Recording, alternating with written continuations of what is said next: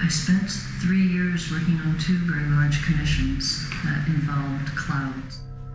I was thinking a lot about clouds and these cloud shapes. After that, I had an opportunity from a curator who contacted me and asked me to make a piece. The project involved the conjunction of art and farming. Because of the clouds, I immediately thought, I want to make a mushroom cloud. I remember lying awake late nights trying to think, how could I find a material that would work with the mushrooms that I was able to manipulate and make for a very simple form. I realized that you could take, in a very tedious way, take straw and form it into ropes, and these ropes could then simply be coiled like a big ceramic coil pot. Simple enough idea.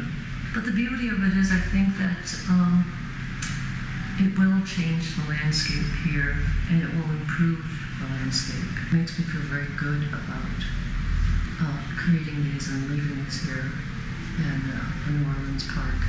A lot of the clouds, these beautiful little straw bumps filled with the flying subterranean mushrooms, are an expression of the same ideas that Mei Ling's been using in her sculptures made of steel or stone or wood.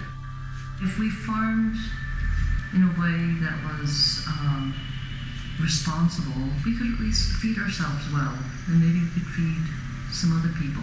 I think more and more our art makings really became a lifestyle. What we conceived of was a little shape that has a central planting area. Around to the outside is the straw structure.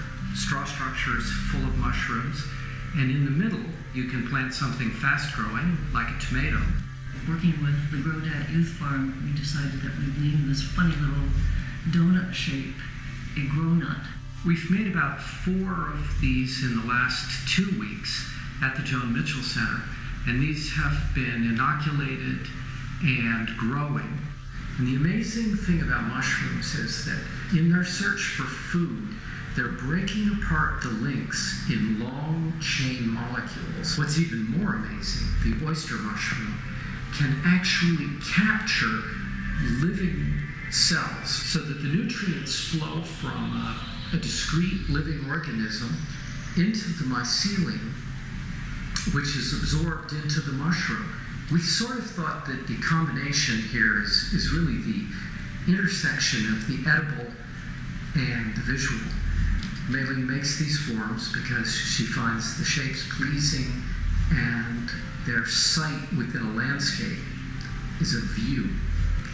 But at the same time, they're actually doing some fairly heavy-duty work, converting materials into something that can be processed by living green plants when it breaks down into the soil. The second thing that we need to know about the oyster mushroom is that one of the long chain molecules that it can break is oil, petrocarbons, the things that we have in a number of sites here in Louisiana, polluting the ground, polluting the waterways. All these can be absorbed by the mycelia of mushrooms and used as food